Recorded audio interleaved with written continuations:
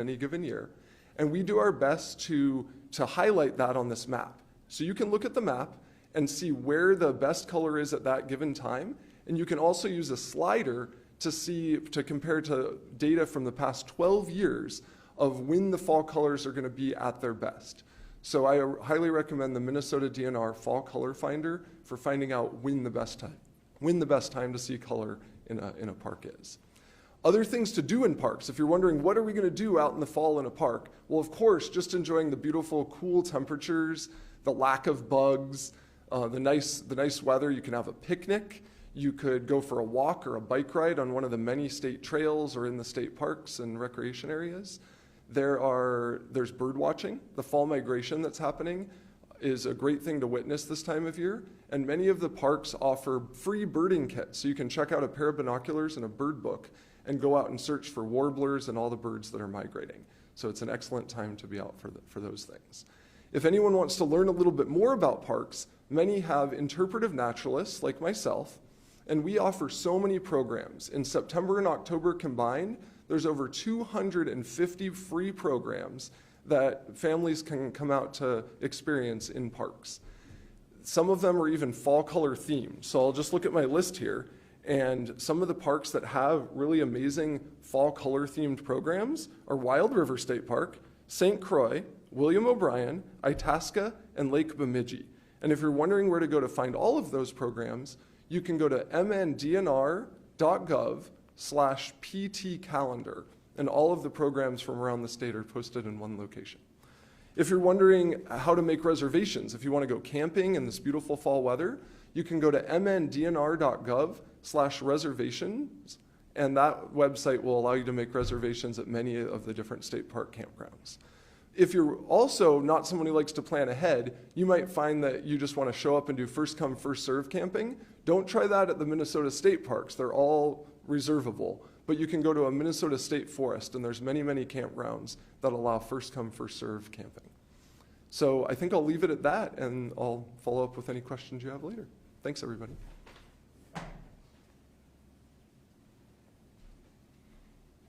Do we have any follow-up questions about fall colors?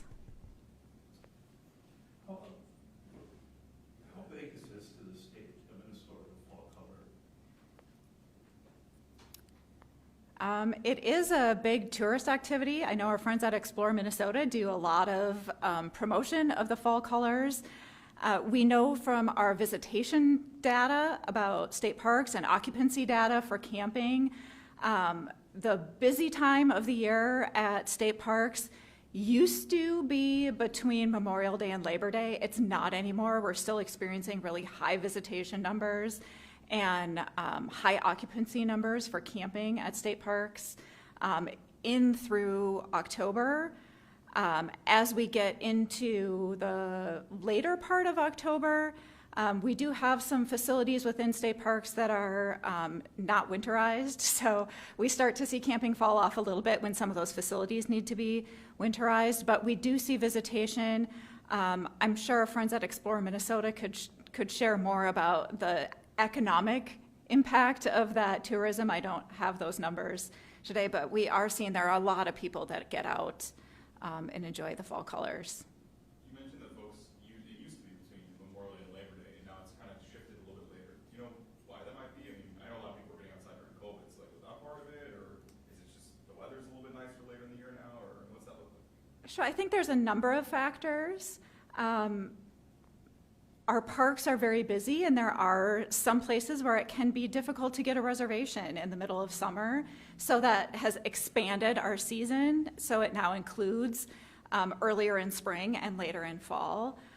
We also have, looking at the demographics of our visitors in terms of age, we have more and more visitors that are reaching that retirement age, and they're not tied to the school calendar, so when school starts, they can still get outside and enjoy all that we have to offer in state parks and trails. And I think there's just more of an appreciation for outdoor recreation. There's a lot of people who sort of found the outdoors during the pandemic, and they're continuing to come, and that's great. We love that. You mentioned that visitor data as well, kind of spiking or kind of going up. I mean, I know obviously like the exact numbers may be different right now, but just like a ballpark of how much you've seen that kind of increase recently? Sure. So numbers for just overall visitation peaked in 2020. Our visitor numbers for overnight stays peaked in 2021, and we've seen some moderation since then. It has gone down a little bit since those peak years, but we're still significantly higher than we were pre-pandemic. And numbers have remained pretty steady since about 2022. How hard or easy is it to predict fall colors? Like, is it tricky? I know some folks are looking to see, like, you know, what day will my area be at peak color? Can you get that kind of granular level prediction, or is it trickier than that? I'm going to let Brian answer that question for you. I honestly think that predicting fall colors is more complicated than rocket science. I'm not kidding. Like there are so many variables that have been studied and continue to be studied in terms of what causes peak. Like when do trees start changing color, how long that lasts, and then when they drop their leaves, and all different factors. All different sorts of factors affect that. Many, though, are so nuanced and they can be overridden by other factors.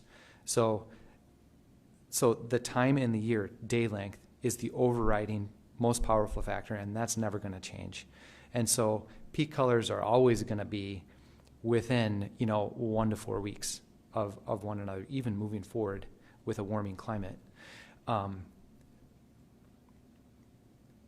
But it's complex, and no, I don't think anybody could pinpoint when we're going to have peak fall colors. A great example is drought.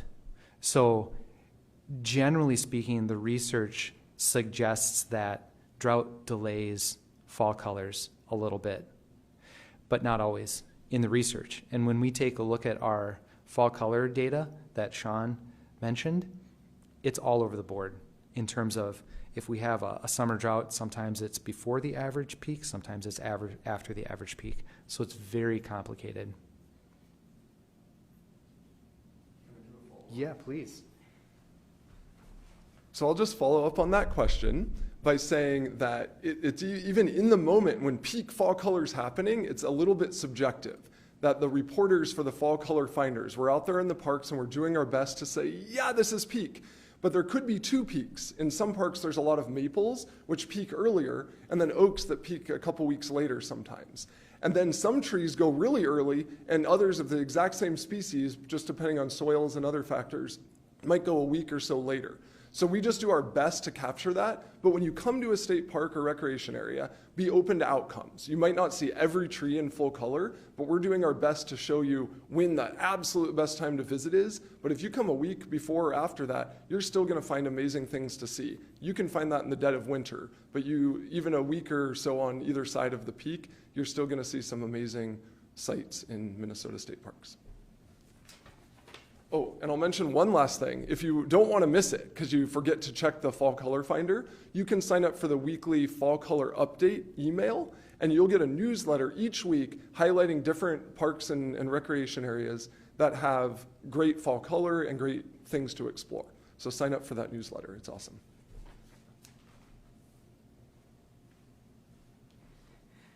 I'll add one more thing too. So the fall color finder map shows when areas are past peak. Now, past peak doesn't mean there's nothing to see anymore. There are still fall colors. So if somebody has a busy schedule and can't get out when it's peak fall colors, still go. There are still going to be colors.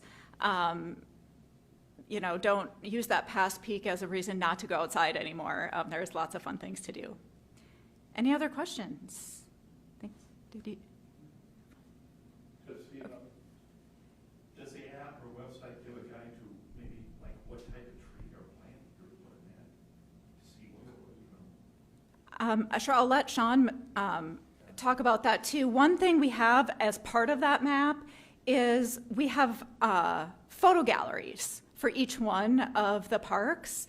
And those photo galleries have photos that are submitted by our park staff, like Sean, as well as photos from the public that they can upload. So if people want to see specifically what types of trees are at that location, they can check those photo galleries too and see, current, recent pictures and the types of trees and the types of color they might see. The Fall Color Finder map is focused on the leaves of trees. That's what we're highlighting the most.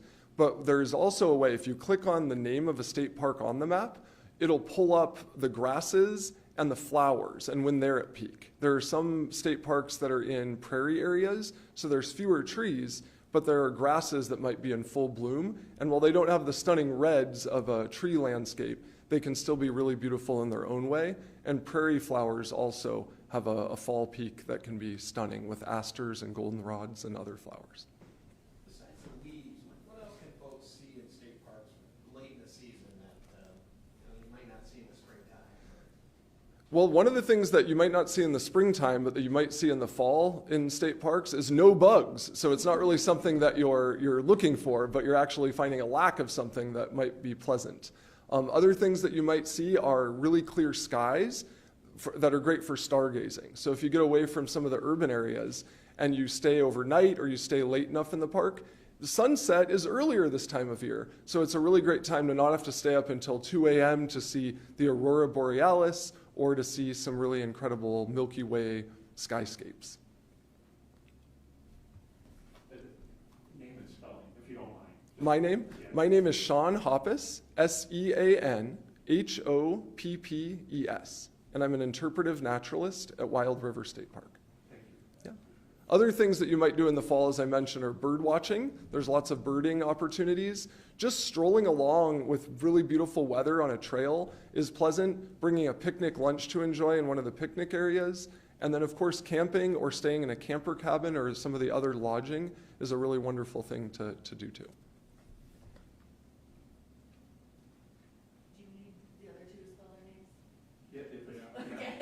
I was just about to ask that when you asked Sean, and I was like, I have a question, if people need to spell their names. Sarah Burhow, Public Relations Supervisor. Sarah is S-A-R-A. Burhow is B-E-R-H-O-W. Brian Schwingle, Forest Health Program Coordinator, BRIANSCHWINGLE.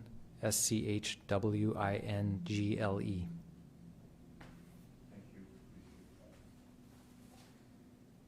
Any other questions?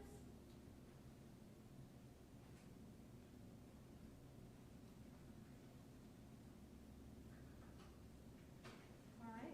Thank you so much for coming. Thanks, everybody. If you didn't get the news release that we sent yesterday, there are some printed copies on the chair right over here. My contact